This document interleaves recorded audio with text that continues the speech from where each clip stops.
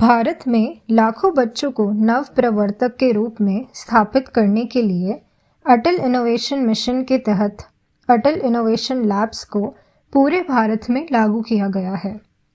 इस उपन्यास पहल का हिस्सा होने के लिए बधाई। आपके स्कूल ने सफलतापूर्वक ATL के लिए पंजीकरण करा लिया है और AIM से फंडिंग प्राप्त कर ली है।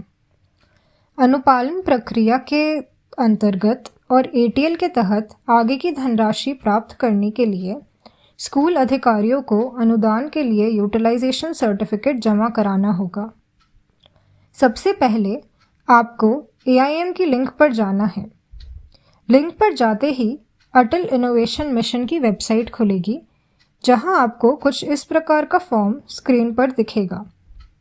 सबसे पहले आपको अपने स्कूल का ऑफिशियल मेल ID यहाँ लिखना होगा और उसके बाद यहाँ आपके स्कूल को दिया गया यूनिक ATL कोड लिखना है। फिर सिलेक्ट एप्लीकेशन में आपको ड्रॉप डाउन से यूटिलाइजेशन पोर्टल सिलेक्ट करना है। फिर यहाँ पर जो भी कैप्चा कोड दिखेगा उसे पास में भरकर सबमिट पर क्लिक कर देना है। इसके बाद दिए गए लिंक से GFR 12A utilisation certificate download कीजिए। इसका प्रिंट निकाल के आपको हाथ से इसको भरना है और इस फॉर्म को ऊपर दिए पोर्टल में सबमिट करना है। GFR 12A फॉर्म कुछ ऐसा दिखेगा और इसमें आपको कुछ डिटेल्स फिल करनी होगी। यहाँ पर UC का सत्र या ईयर लिखिए जिसके लिए आप यूटिलाइजेशन सर्टिफिकेट बना रहे हैं, जैसे 2018-19, 2019-20, 2020-21 या कोई और सेशन।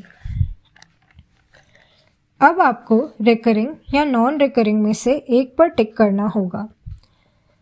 यदि आप 10 लाख रुपए के कैपिटल एक्सपेंडिचर का UC बना रहे हैं तो नॉन रिकरिंग पर टिक कीजिए।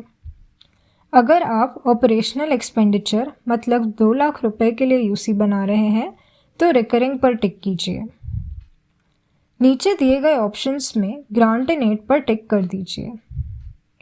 उसके नीचे स्कीम नेम में Atal innovation mission self employment talent utilisation Setu 2351 लिखिए। मैं दोहराती हूँ, स्कीम नेम में Atal innovation mission self employment talent utilisation Setu 2351 लिखिए। उसके बाद रिकरिंग या नॉन रिकरिंग ग्रांट में से एक को यहाँ लिखिए। यदि आप 2 लाख रुपए के ऑपरेशनल एक्सपेंडिचर के लिए UC बना रहे हैं तो यहाँ पर रिकरिंग लिखिए, परंतु अगर आप 10 लाख रुपए के कैपिटल एक्सपेंडिचर के लिए UC बना रहे हैं तो नॉन रिकरिंग लिखिए।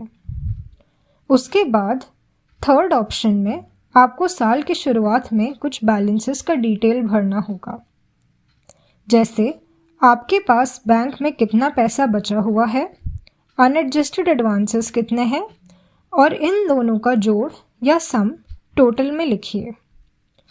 मैं दोहराती हूँ, साल के शुरुआत में आपके पास बैंक में कितना पैसा बचा हुआ है, अनएडजस्टेड एडवांसेस कितने हैं और इन दोनों का सम आपको टोटल में लिखना है। पर अगर ये आपका पहला साल है, यानी कि ये आपका पहला यूटिलाइजेशन सर्टिफिकेट है, तो तीनों बैलेंसेस में निल आएगा। थर्ड ऑप्शन का टोटल आपको फोर्थ ऑप्शन के पहले कॉलम में लिखना है।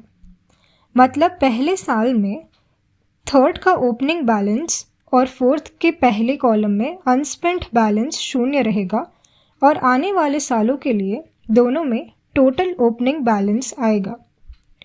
इसके बाद जो भी इंटरेस्ट आपको मिला है वो दूसरे कॉलम में लिखिए।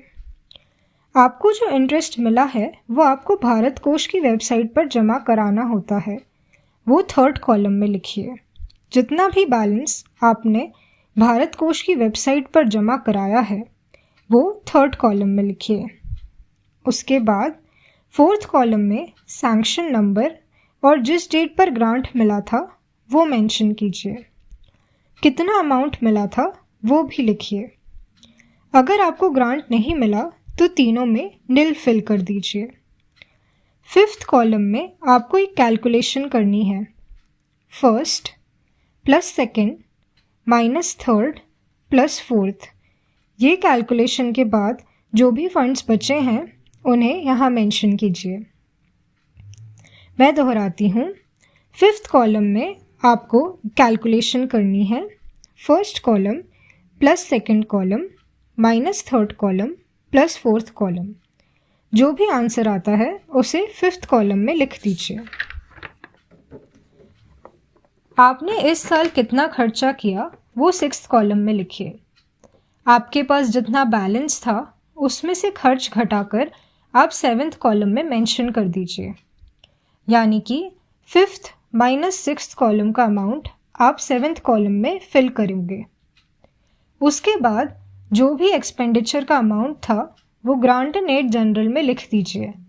चाहे वो सैलरी हो, चाहे वो एक्सपेंडिचर हो, ATL रनिंग या ATL एस्टैब्लिशमेंट का खर्चा हो, वो ग्रांट एंड एड जनरल में लिख दीजिए और वो ही सेम अमाउंट टोटल में भी लिख दीजिए। ग्रांट एंड एड सैलरी और grant and aid creation of capital assets में NA फिल कर दीजिए। फिर साल के अंत में आपके पास कितना अमाउंट बचा है वो आप यहाँ लिखोगे। साल के अंत के अनएडजस्टेड एडवांस यहाँ और इन दोनों का सम आप टोटल में मेंशन कर दीजिए। ध्यान दीजिए कि जो अगले साल के लिए आप यूसी बनाएंगे, पिछले साल के यूसी के अंत के बैलेंसेस अगले साल के शुरुआत में कॉपी हो जाएंगे। यूसी भरने के बाद यूसी के पीछे आपको, यदि आप प्राइवेट स्कूल हैं तो CA की सील और सिग्नेचर और स्कूल की सील और सिग्नेचर चाहिए होंगे। पर यदि आपका गवर्नमेंट स्कूल है तो सिर्फ स्कूल के प्रिंसिपल के सील और सिग्नेचर चाहिए। मैं दोहराती हूँ, यूसी के पीछे आपको कुछ सील और सिग्नेचर चाहिए रहेंगे। यदि आप प्राइवेट स्कूल हैं तो आपको CA के सील और सिग्नेचर और आपके स्कूल के प्रिंसिपल के सील और सिग्नेचर चाहिए। यदि आप एक गवर्नमेंट स्कूल है तो आपको सिर्फ स्कूल के प्रिंसिपल के सील और सिग्नेचर काफ़ी होंगे।